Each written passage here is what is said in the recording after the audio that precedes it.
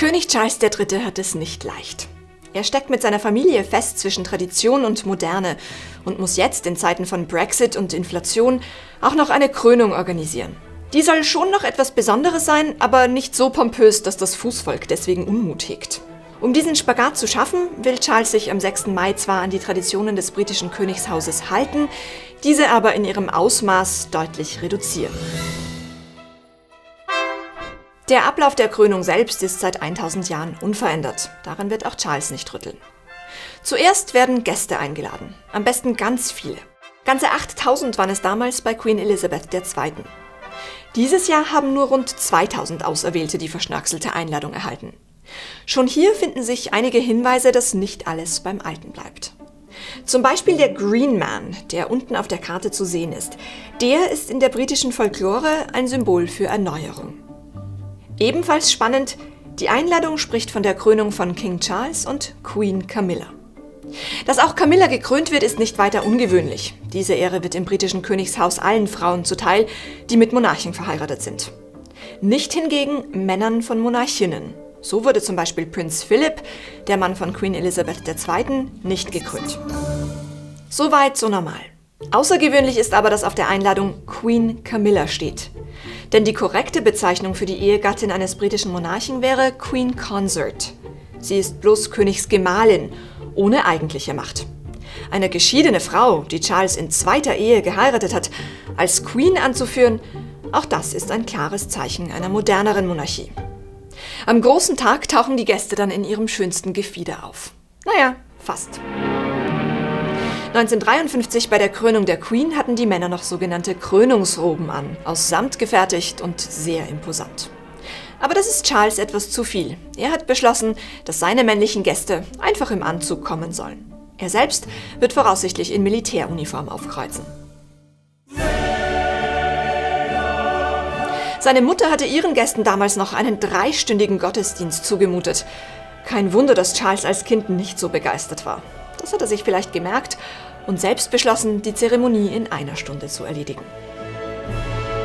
Ein paar Sachen bleiben aber doch so wie immer. Am großen Tag wird Charles mit seiner engsten Familie zunächst vom Buckingham Palace losfahren. Und zwar in der Diamond Jubilee Stagecoach, also ganz traditionell in einer Kutsche, wenn auch in einer mit Heizung und elektrischen Fensterhebern.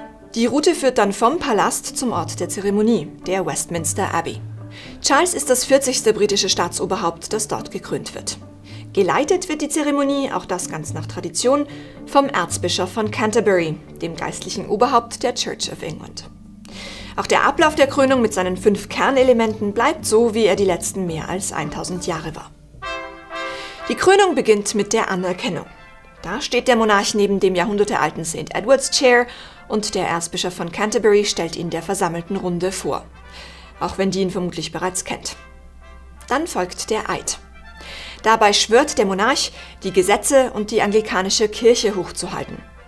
Charles' Wunsch, im Eid auch andere Religionen mit einzubeziehen, soll bei den Kirchenoberhäuptern auf Widerstand gestoßen sein. Da sind wir also gespannt auf den genauen Wortlaut. Dann kommt die Salbung. Unter einem goldenen Tuch trägt der Erzbischof heiliges, weil zuvor geweihtes Öl auf des Monarchen Stirn, Hände und Brust auf. Dann folgt die Einsetzung. Hier nimmt der Monarch einige der Kronjuwelen und die St. Edwards Krone entgegen. Auch Camilla erhält Kronjuwelen und eine Krone, nämlich die Queen Mary's Crown. Zur Auswahl wäre auch die Krone der Königin Mutter, also der Mutter von Queen Elizabeth, gestanden. Aber darin ist der umstrittene Koh-i-Noor-Diamant eingearbeitet, auf den Indien einen Anspruch anmeldet.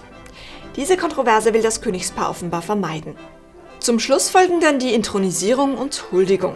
Dazu wechselt der Monarch vom Krönungssessel auf den Thron und, um ihm zu huldigen, knien einige Gäste vor dem Thron nieder.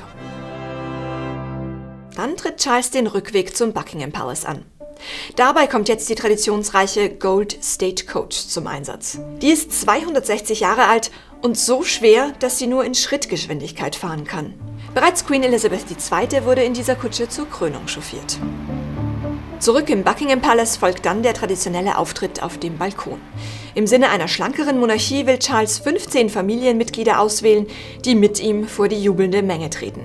Und nein, Harry wird auf dem Balkon voraussichtlich nicht dabei sein, denn da gilt Working Royals only. Dafür aber Charles' Frau Camilla, William und Kate sowie deren 3 Kinder. Vielleicht beschert uns Louis ja wieder ein paar unvergessliche Momente. Als König wird sich Charles zurückhalten und die Neutralität des Königshauses wahren müssen.